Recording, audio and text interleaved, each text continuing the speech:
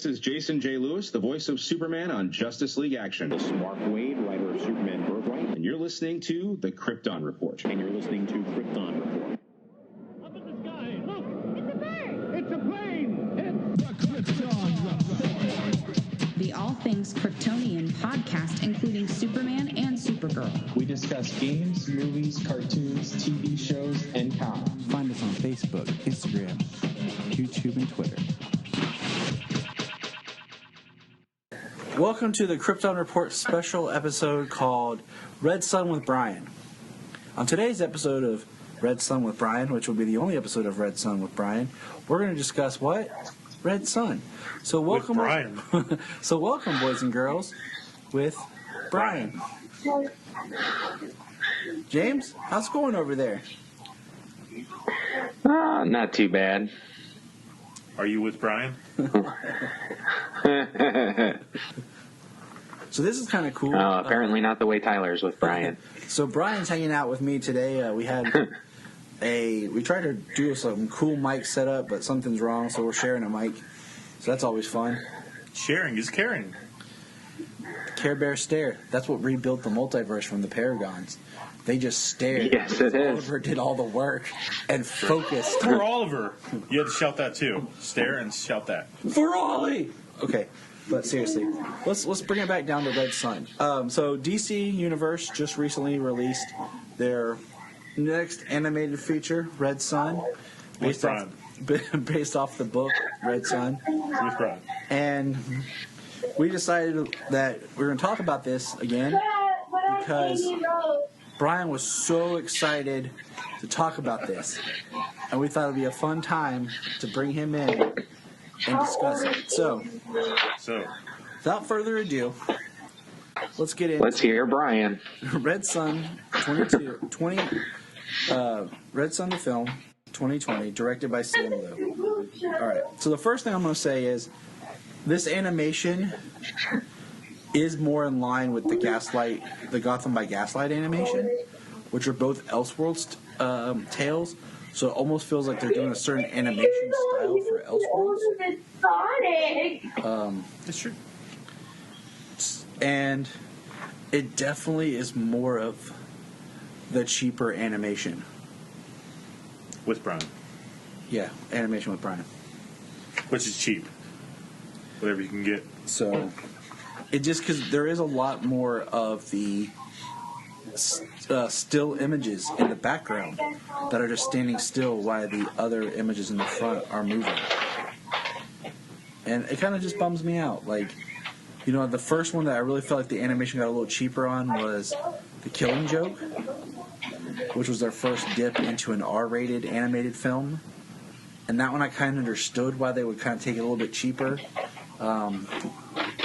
But no, it kind of... Well, didn't they kind of mimic the art style of The Killing Joke, though? A little. A little differently, because obviously they can't mimic, like...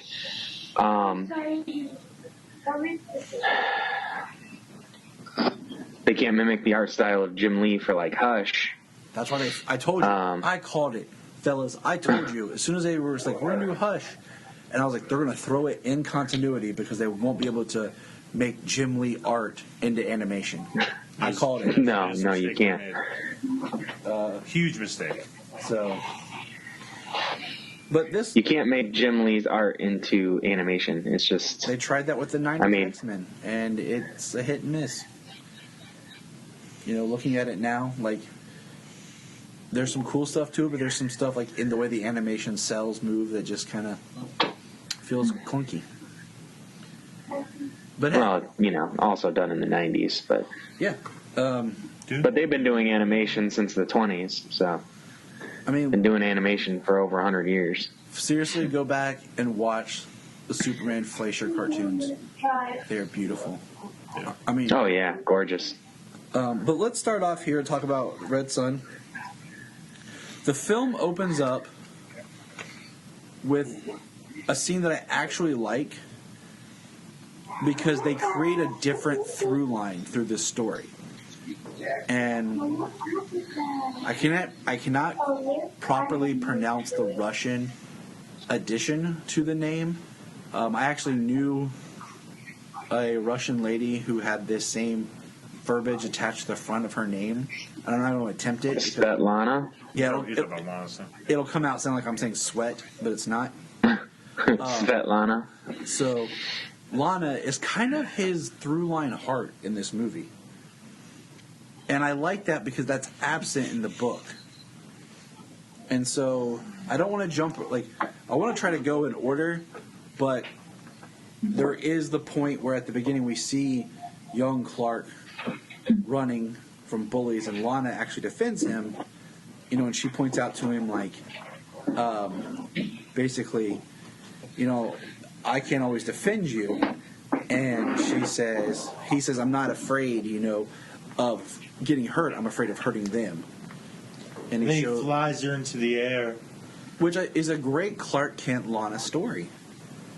And I like that addition. Yeah, it really gives him the heart from the beginning, because that is one thing that even though his methodology as time goes on becomes more skewed, that is what he believes in is right. Now, I will say, for you two nerds, let's see if you guys know this. I don't know if it's in the book, and Brian's holding my book right now, but in the film, the newscaster at the beginning who is talking, his name is George Taylor. Do you know the significance of George Taylor? Yeah. Gosh, No, I don't think so. Wait, wasn't that a guy that played Superman in the series or something? George Taylor was the original editor of the Daily Star, which was the paper that Superman worked out until the radio show where it was adapted to be the Daily Planet and became Perry White, which then in turn went to the comics.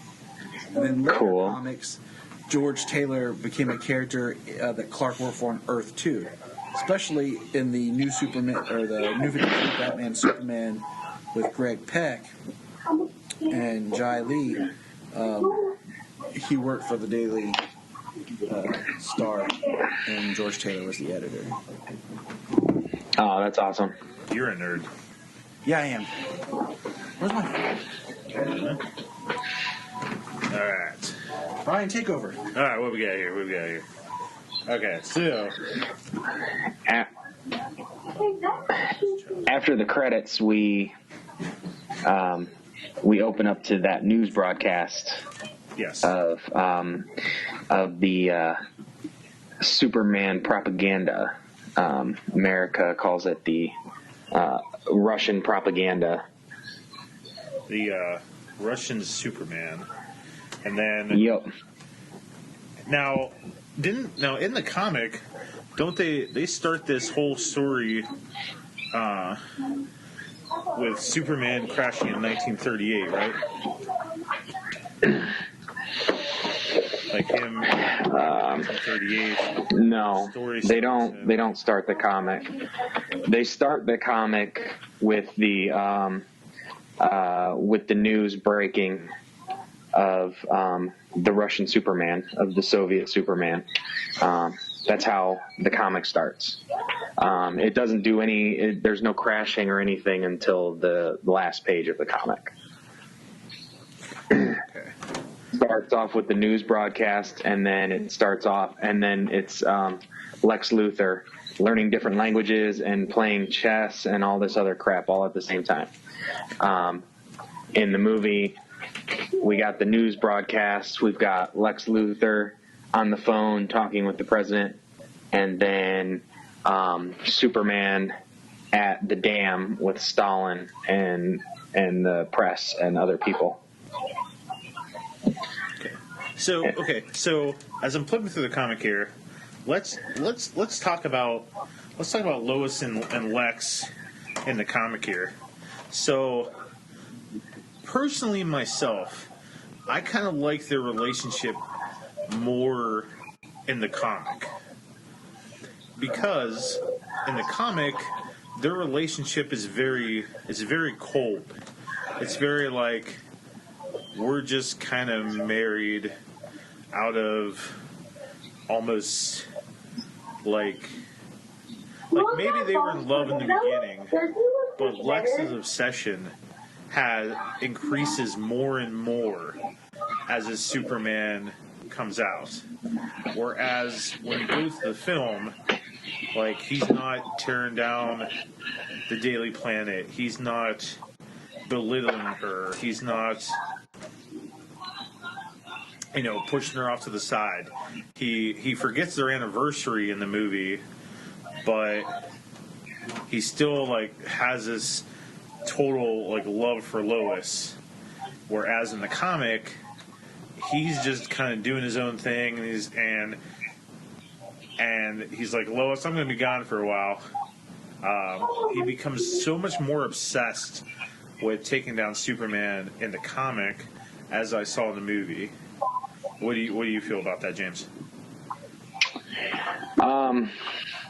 So there, honestly, in the comic, there's really only a couple of parts where they discuss the relationship with Lois and Lex, but she is with him the entire time. So even in the future, at the end of book 3, Lois is still with Lex. Even during everything that's happened, I don't feel that it's like a marriage of convenience or necessity. I do actually like the through line of their relationship in this movie, because they actually work as a pair. Lex has his ideas, like when he gives her the information on the gulags and stuff like that, the atrocities under Stalin's rule, and they share in the knowledge of what's going on. They do have some conflict together, like when he creates Superior Man and basically sacrifices him knowingly, just to test Superman. So I feel that in the movie, the movie has a lot of heart. There's a lot of heart coming from Superman, the emotions that he goes through, the actual relationship that Lex Luthor and Lois share over the years, even though he's busy and obsessed, they support each other, and it's something that's mutual. One thing that I did notice that is different is in the book there are clear differences, because they put page after page next to page where Lex is killing people who aren't cleared to know the project that they're working on. So Lex has an evil side, if not all evil, because in the end of the book, Lex is still the savior of the human race. And in the movie, they don't take him down a dark path to become, he's more cold. He's more of a cold, intelligent, scientist, businessman, but he's a savior trying to do mostly what's right by America and by his beliefs. It's not all just about ending Superman. There's more to it in the movie. Do you think this Lex in this film was portrayed too much of a hero and a good guy? Yeah. Like, they really, I think... That's what I was saying to James. I was like, I didn't like how in the movie that he had a better relationship with Lois.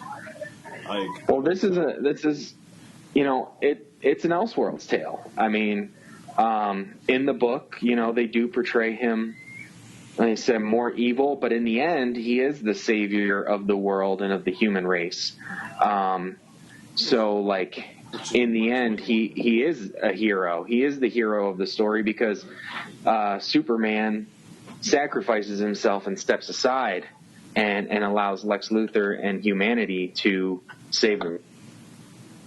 well, like as I read the book and I watch the movie, like He in the book you see this mirror image between Lex and Superman, where Superman, like Wonder Woman in the book, has this love for Superman, and you can see in the book where Lois has this admiration for Superman, that maybe Superman's making the better choices than her husband Lex is. No, I wouldn't do that. And there's like this conflict in her. And as Superman becomes so obsessed with the mission of saving humanity, and I'm the one that should be making these choices,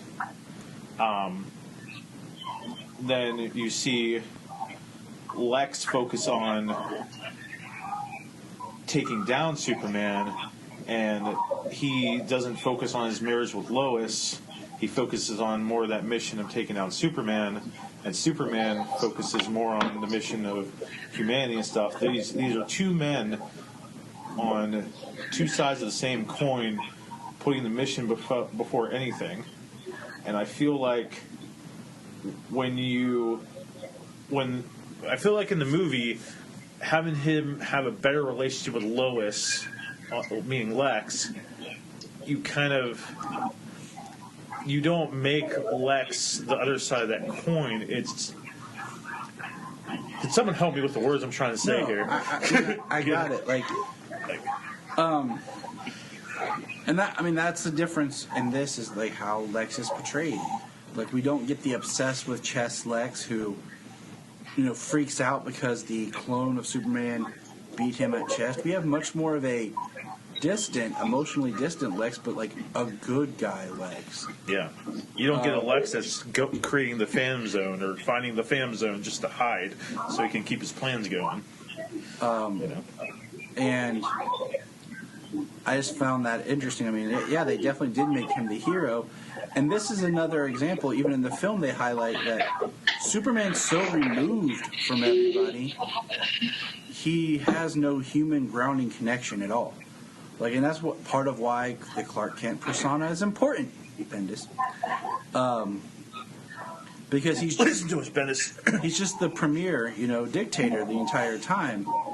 And, I think they do a great addition with the scene of him and the Korean leader or Chinese leader. They're at that like dinner table. And he even says, like, how long have you known me? I think he's a Korean leader.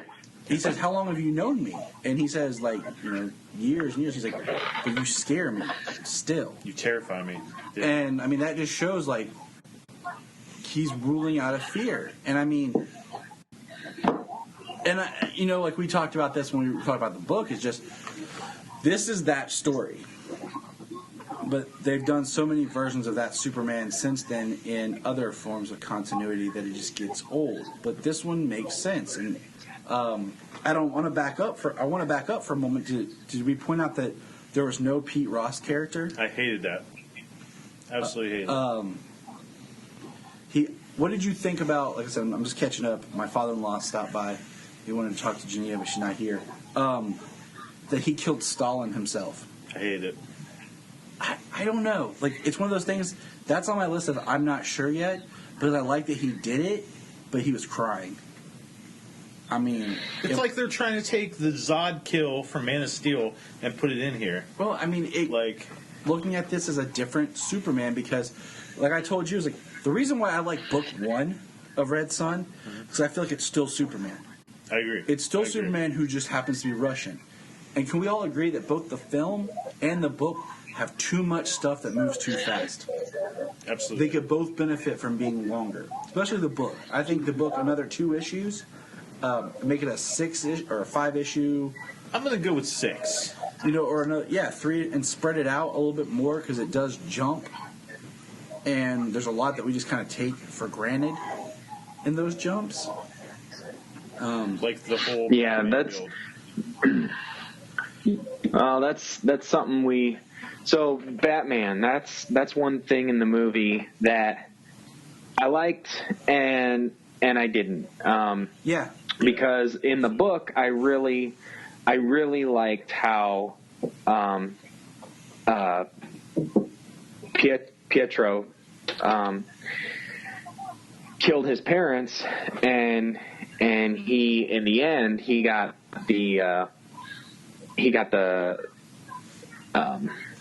his revenge on him by selling him out to Superman. I really like that part in the book. But in the movie, showing him as a child inside the gulag, and then that's where he and his parents dying in there, and then him drawing Superman back, it was really powerful just because when he's a child, he says, they say you can hear a leaf falling from 1,000 miles away, but you couldn't hear our cries. Yes. But then when he has Diana in the same place, he hears her and he shows up in less than 10 seconds. So it's very powerful. He had a strong personal motive against Superman in the movie. Whereas in the book, he has a personal problem, not specifically with Superman, but more with him being a dictator and being in control of the government and the country the way it is, and people not being free, is how it was in the book. So that was his motivation in that. In this, it's partly that, but he also has that personal connection against Superman, and they do incorporate the bomb inside of his body, and he won't let him take him alive. So I think I do miss the Peter thing, the Peter motive in that arc of the story, but I honestly feel that the way they did it in the movie is more personal against Superman and a little less of a political rebellion. Even though that is part of it. Part of it. He reminds me more of like the V for Vendetta character from the book. Not so much the film, but like the book. So before we get to like Batman, because I really want to, I like the Red Sun hell, for lack of a better term, that he kind of makes like prison, because when he opened the doors to the floor, it looked almost like he was sending Superman to a hell. Okay. You mean when you threw him in the thing? Yeah. Yeah. Like the pit he made for him. I was like, wow. And this Batman definitely was evil in the sense of he said you have 10 minutes to evacuate the museum, and then he just blows it up. And he has the line did I say 10 minutes? I meant 10 seconds. Yeah, I don't remember him blowing those people up in the comic. And I'm okay with it because I like the idea. He set off bombs. If we're going to do I'm pretty this positive he set off bombs. 5 bombs, yeah. I like the idea. If we're going to do this Elseworld where we have this, in a sense, corrupt Superman, I like that we have you at a corrupt Batman, too. Because it almost shows their tether to each other.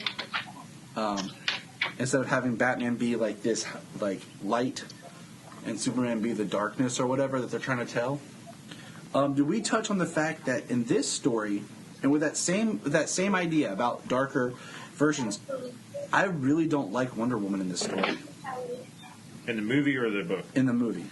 Hated Wonder Woman in the movie. And I'll tell you why. I felt she was kind of if Wonder Woman's supposed to disrespected. But my thing is, in the movie, if Wonder Woman was the idea of Wonder Woman, this is, okay, once again, the Elseworld story. Okay, so we are stepping away from the characters that we know, because she's a character that that can really become annoying. Mm-hmm. when she starts basically saying, "Man's world, all men hate men." Yeah. Then you're just like, okay, well now you're just like, I don't like you because you're a sexist character that hates all men because Men cause all problems. That's all I got out of this movie from her. Yeah, and I mean, and that's like a fine line for the character to walk, and that's really all she was. And they, in this film, they shortened her story so much that I didn't even feel like when she's with him, and then all of a sudden she shows up in her costume, and then she's against him. I mean, it's just like beat. It was weird for me because like in the book, she's discovering the world of man, and she's trying to see if there's any good men in the world, and then she meets Superman, and he wants to create this utopia, and he wants to save people, and she develops this love and this admiration for him and this respect for him.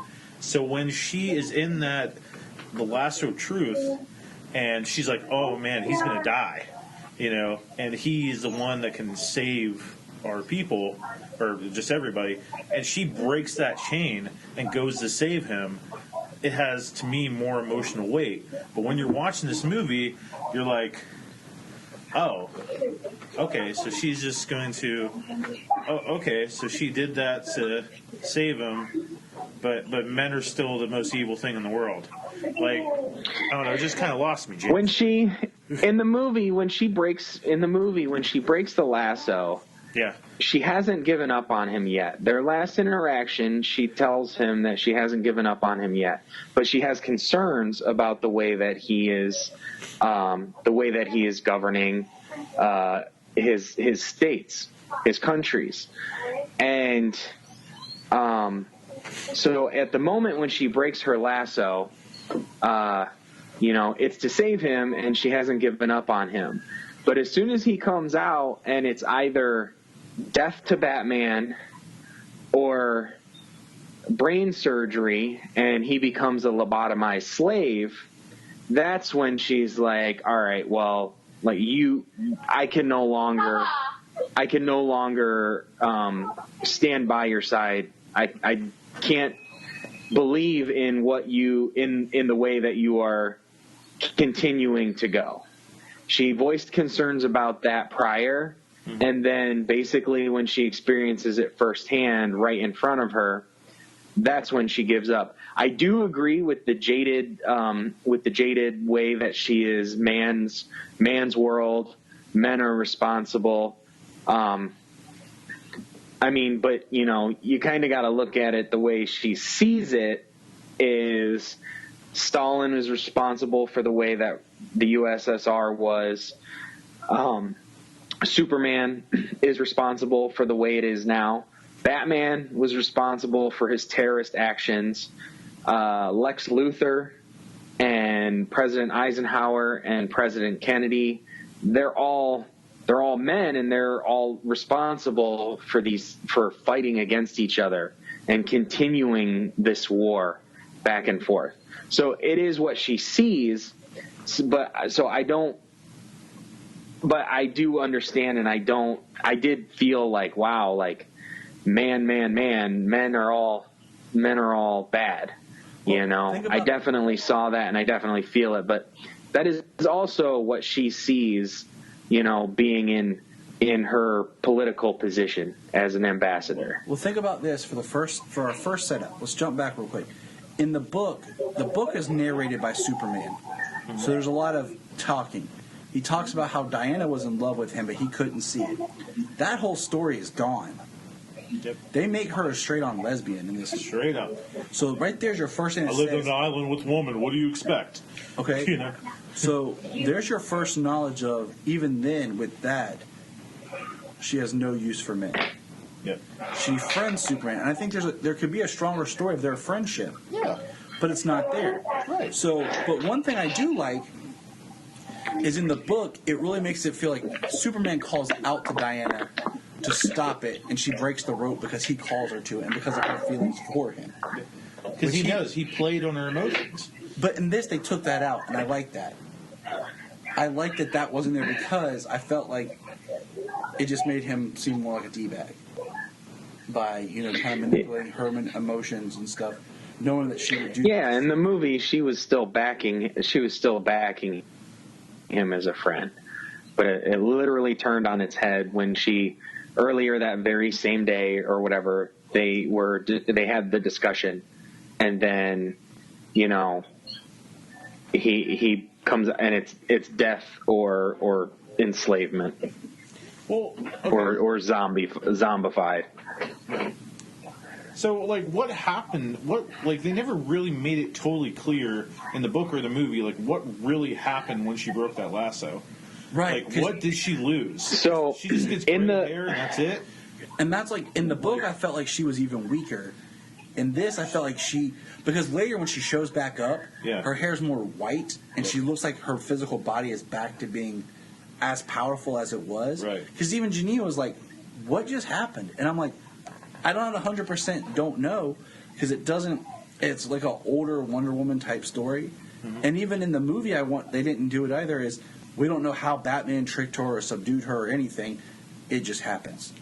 Yeah. In the movie, she looks crap. And then she lifts that generator and breaks it in half. And you're like, okay. The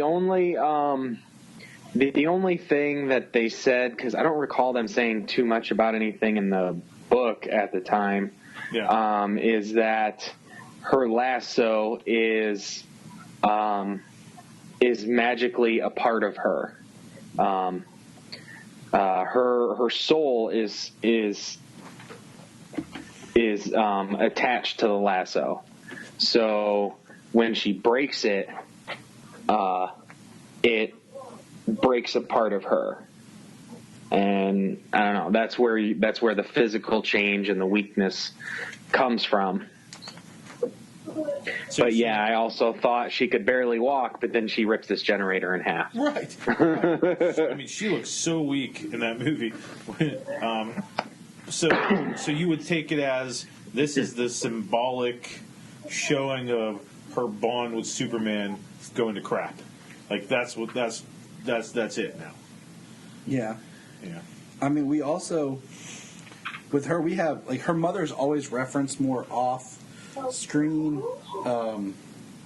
We don't really have her mother ever as a character. And I do want to point out this. One of my favorite shots from the book is not in the movie. Superman stopping the train. Yeah, I just want to throw that out there. Do we reference? That's a beautiful image from the very beginning. Did we reference the addition of Superman destroying the Berlin Wall as they were building it? No, we did not mention that. And that Jack Ryder was the newscaster there. It was nice having Mr. Creeper himself there. Oh, was it Jack Ryder? I didn't catch that. Yes. I only got to watch this once. Same. Now, okay, so I know you guys were talking about the Bizarro. I just want to say this real quick. I did not like the Bizarro story in this because he didn't really get the hero's death that he got in the book when he realized what was going to happen and he chooses to save everybody and to go out like a hero. I like that little voiceover. I did miss that. Because that voiceover mirrors John Byrne's Bizarro in the Man of Steel volumes. Because in the Man of Steel volumes, when John Byrne writes Bizarro at first, he talks about Bizarro saving that blind lady and how she couldn't see his ugliness, and he went and sacrificed himself in the John Byrne story. And then in the book, Superman does that voiceover and says, I don't know what he was thinking.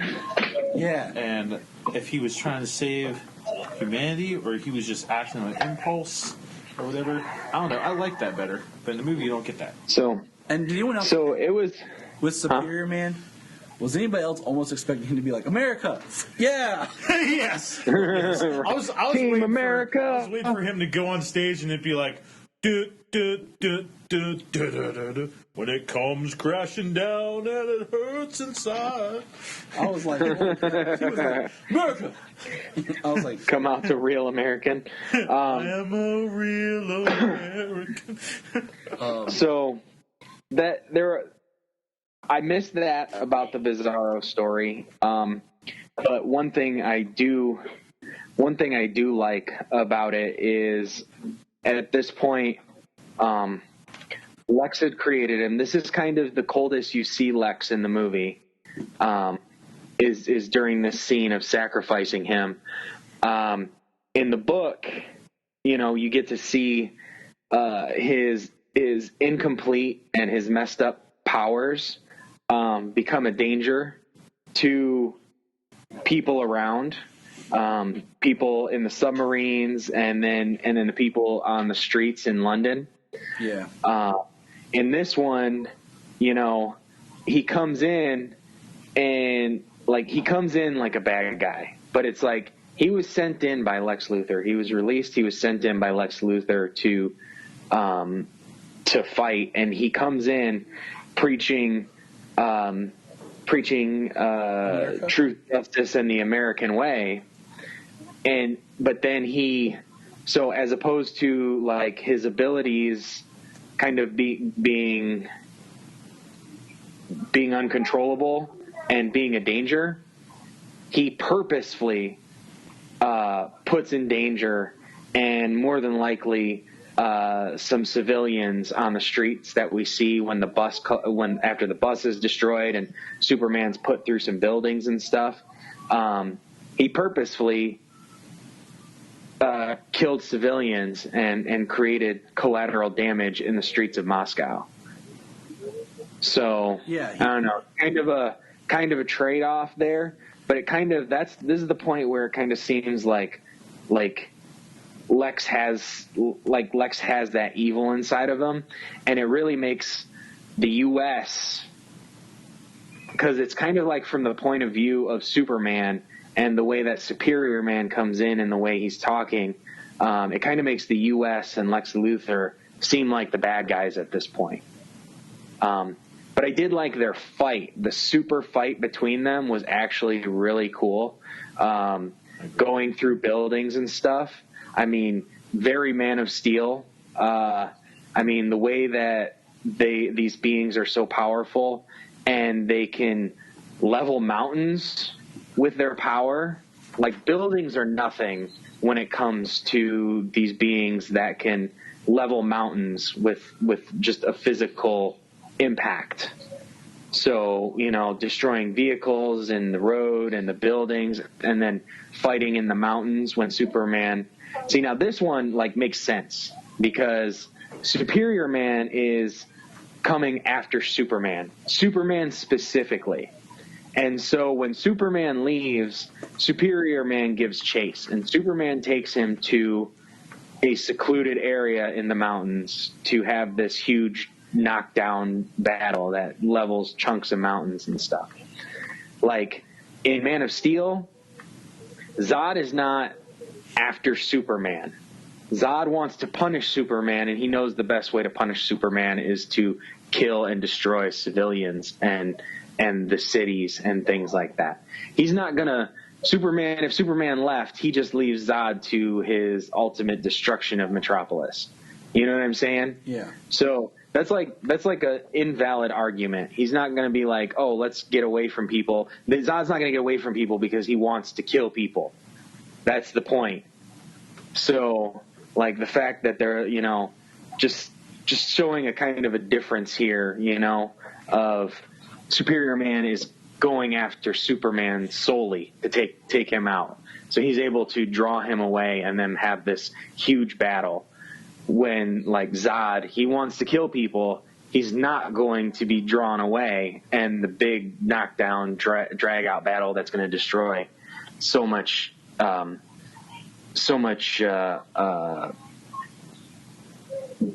buildings and things like that. It's inevitable. So let's kind of move forward a little bit here. The next big thing I think that's changed that I actually like for the better is where they did the Green Lantern Corps. Because it's a little weird in the book about, how Jordan being his mind prison and his will to overcome, and they kind of teeter on he was a POW, and that was so messed up. What he did when he talked about he captured all of them, it was vague. Did he basically just murder them? So okay, yeah. So in the book, he while he's in the POW camp, he creates this in his mind, this concentration camp for his prisoners. And then when he gets out, he builds it physically, just how he had it in his mind. And then he captures them all and puts them in the camp. That's kind of what I felt like. And then we're like, okay, well, let's just give this guy a ring. He'll be okay. Yeah. So I do like the way that the Green Lantern Corps was done. They show up. I like that we get Jon Stewart, Hal Jordan, and Guy Gardner. Yeah, I like that too. I was a little disappointed they didn't say Raynor. And they had Phil Lamar do the voice for Jon Stewart. Yes, they did. Yep, that was Phil Lamar from the Justice League animated series. To Jon Stewart again. So I like that, but I am disappointed because my favorite line that Superman says, allow me to read from the book. From the book of Red Sun. From the book of Rao. It is written. Let me. Where's the line? Hold on.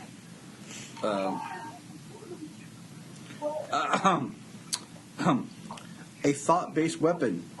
I get someone that moves at 10 times the speed of thought. Not too smart, Colonel Jordan. I thought that was an awesome line. That was not used in the movie.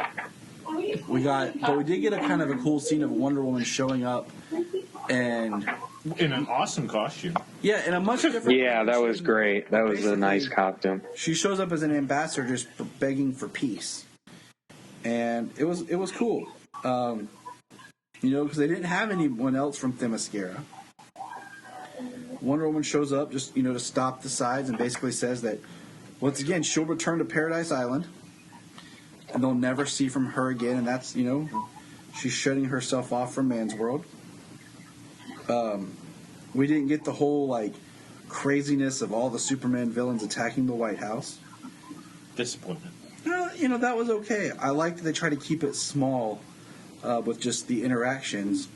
Well, the only thing I'll say is in the book, two things. In the book, I kind of liked how Superman was just flying really fast and just ripping lanterns in half.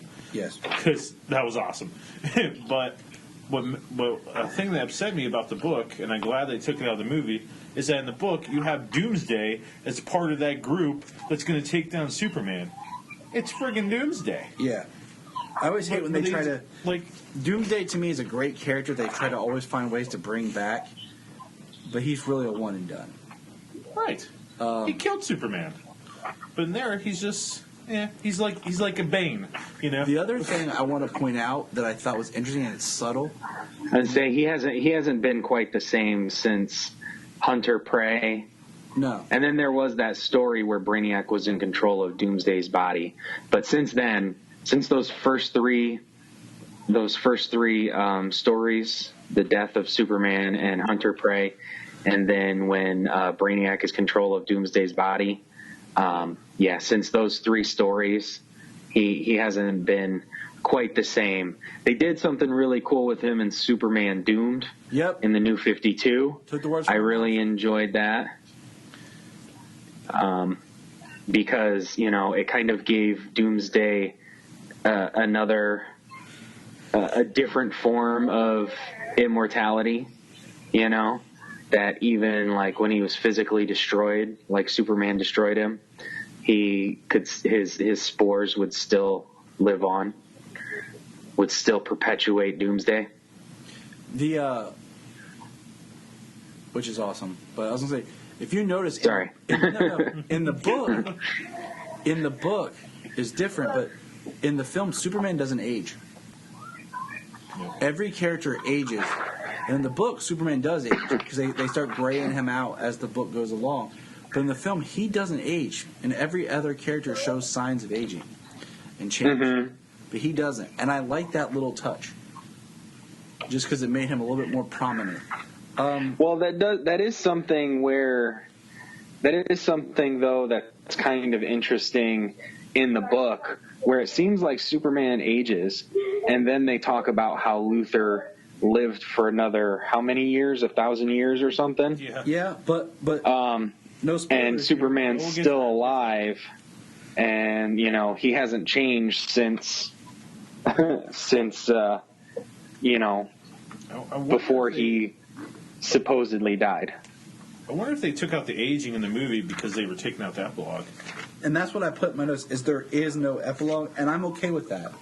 Yeah. Because we had a whole discussion how... It was a weird epilogue. It's a weird epilogue, and it works for an Elseworld, but it's cool at the same... Like, it's like, either your story's about this epilogue, or it's not.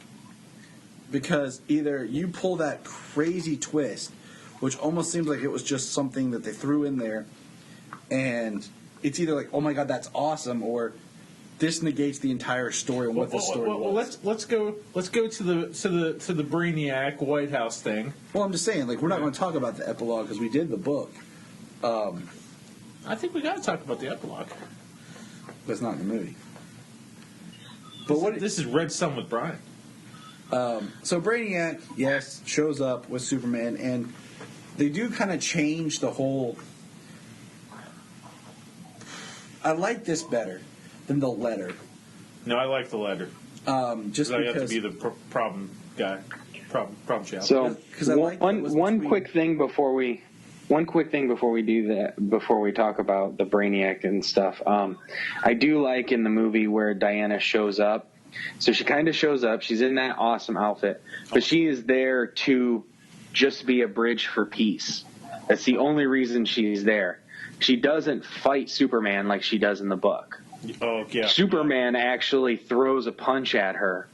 She catches his fist and blows him off and says, well, you know what? Screw you. Man's world is no longer welcome to Paradise Island's ideals and love and peace. And she leaves. Like, I thought that was good. I thought that was better than the way that they handled it in the story, where she has like that resentment and she actually joins in the fight against Superman. She doesn't pick a side in the movie when she shows up. Oh, I totally agree. So now Brainiac at the White House. So, Brainiac, and the letter. So in the book, Luthor surprises Batman he surprises Superman before Superman even thinks about making the decision to invade. Brainiac's like, okay, if you times of the essence, you got to do this within 2 hours, or Luthor's going to get you. And Luthor shows up behind him and is like, hey, I'm already here. What's happening?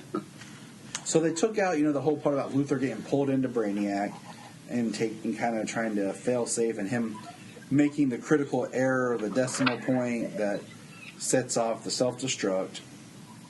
I do like that it's kind of Brainiac. I like that they take out the letter and he has the actual symbol, because it's more representation of what it's actually done.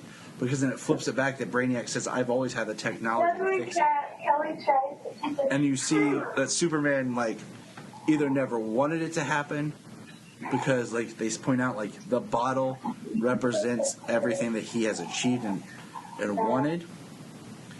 And then it also has a little bit more of an impact when Brainiac destroys it, and you find out Brainiac was never reprogrammed. He was just using Superman.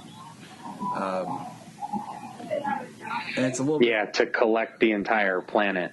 It's a little bit stronger than Luthor, just basically beating him with words, which in the book is okay, but it also gives a really cool scene of Superman and Luthor fighting side by side. Yeah, they did. Lex got a Lexo armor. He developed a suit, a battle armor suit, for the movie, and he was still instrumental in taking down Brainiac by having those discs that he had that kind of weakened a section of the force field that allowed Superman to enter. It was dope. So yeah, he was instrumental in the takedown of Brainiac. So it wasn't the same way as it was in the book, but he still couldn't have done it without Lex Luthor. And same in the books. He couldn't have done it without Lex Luthor, because Lex Luthor took Brainiac down from the inside. So I liked it, and of course Superman flies off. It blows up, and we get Luthor's speech at the end. and we get the kind of Lois sees Clark Kent, in the crowd. He walks off, and that's where the movie ends. And I think I like it because to me that's the end of the story. And the epilogue in the book is cool, but it changes the whole story. And it's what's nice about the movie, and Superman in the end doing what he said, leaving Earth and humanity to its own devices to save itself. Luthor in this story not being just the horrible villain, him saving and recovering the United States and reaching out, discussing and reaching out and giving it to the people to reach out and save Russia, save the Soviet Union and the Warsaw states from their riots and their implosions at Superman's absence, because that's a huge power vacuum when he leaves. But they also turn it around there in the end, because as the movie goes, kind of seeing things from Superman's point of view, there's a lot of bad that that the U.S. is doing. And they're very aggressive when it comes to different presidents and Lex Luthor, and also the scenes where Superman's talking with Diana and they're talking about the division in the United States of people poor and starving to death and things like that.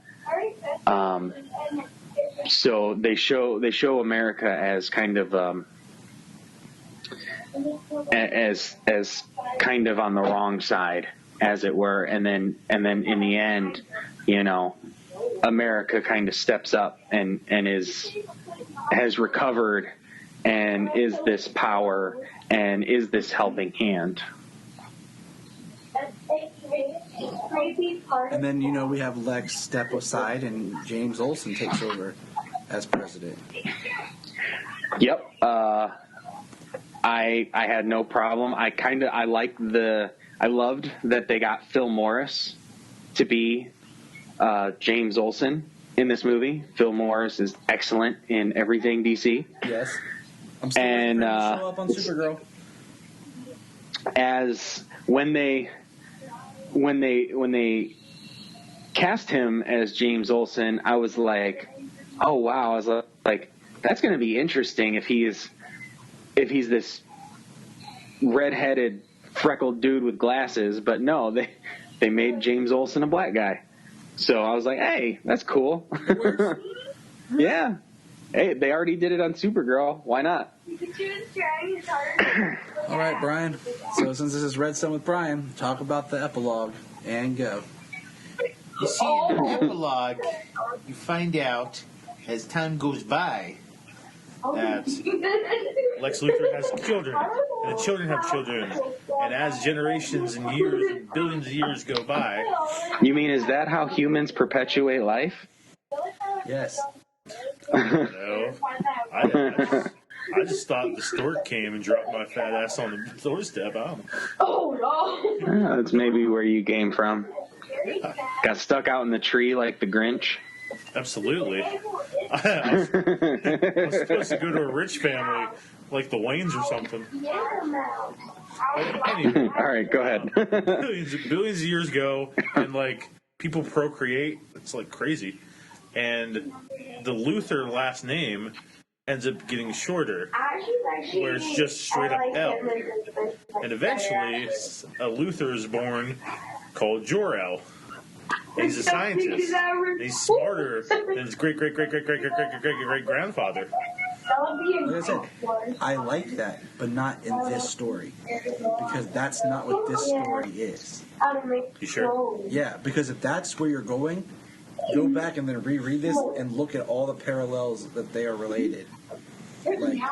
it negates everything about this story. Like it all of a sudden it takes you out of this story, and you have a whole new story that you want. Like I do want that story. That's what I'm saying. I want that story because in the future, the Earth or the Sun becomes red because of radiation, which then negates abilities. Well, it starts putting abilities in the DNA. And so Jor-El takes his son as the Earth is about to explode because of the red sun radiation and takes him back in the past. Which makes it a time travel story, which is one of the ideas that Jerry Siegel originally had for Superman. And then it makes the whole story just reciprocal. So he goes back to the past, it's going to happen all over again. So it makes it a self-contained story because it's a loop. It's a loop. But it means that Luthor and Superman are inevitable in this story. Because it makes it even more self-contained Elseworld. Like it doesn't have the ability to branch out. Like that's the story I would prefer in like continuity. Like that's why this epilogue. Because I told James, like we talked, I was like, wouldn't it have been more interesting instead of having this book end with the ship crashing in Russia, that when he sent him back, it crashed in the USA. When I was reading that for the first time, I thought it was it crashed in Kansas, in the USA. And then because there's a line earlier in the book where Luthor says, if he had been American, we could have been best friends. And 12-hour difference. 12-hour difference, the Earth would have been in a different rotation, he would have landed in America. So I thought, like, yeah, they did have that line too. You know, if they had put that in the epilogue where he lands in America at the end, it just kind of like, oh, so Red Sun's like an origin story to the actual rest of Superman.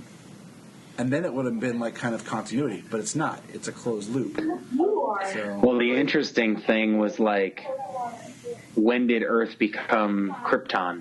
You know, like yeah, when did the name change and all? Like it poses more questions, and when you get done reading the story, that's what you're thinking.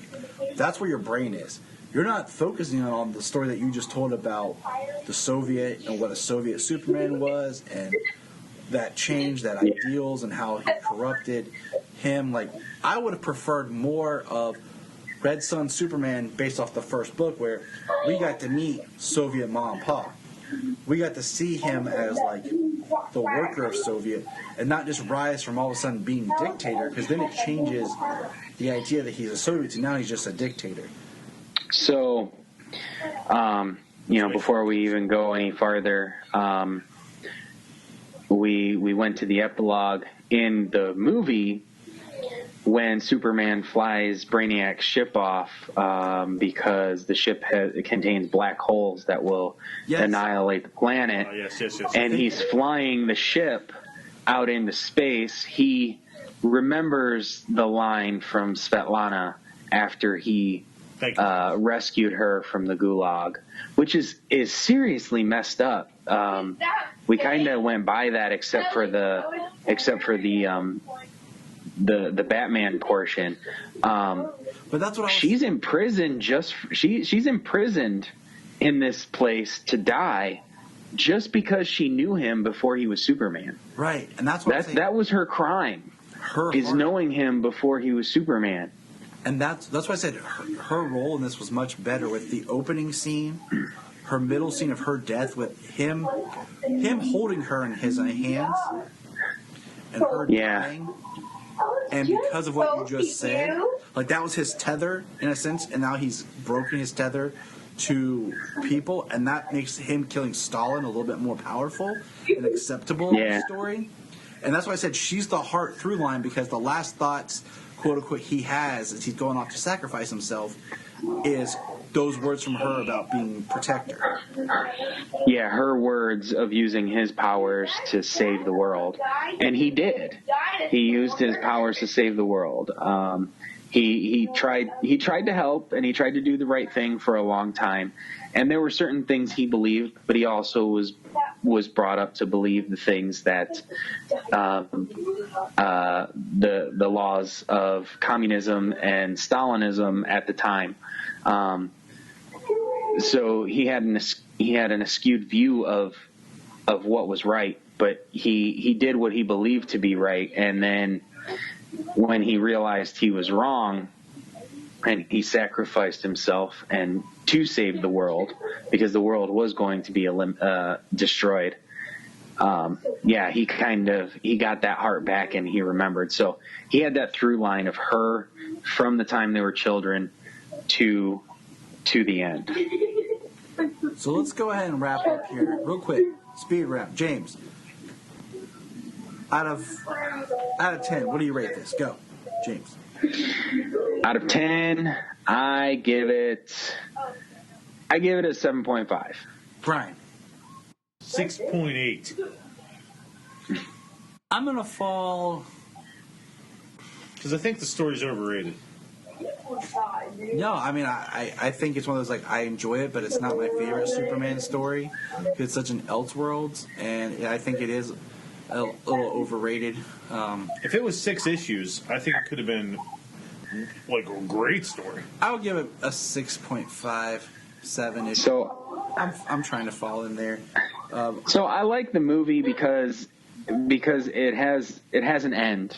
You know, we Yes. kind of get a beginning, then we have an end. Whereas with the epilogue in the book, it kind of gives you that time loop, and then you're thinking about it like this is all inevitable. Like, he is the good guy, he is the bad guy, he is, you know, like. And it gives you a story that you really want to read. Like it's inevitable. Like he can't save the world the way that he wants to, or the way that Superman can. You know what I mean? Yes. But all right. Well, that has been Red Sun with Brian. And James. And Tyler. Part of the Red Sun discussion.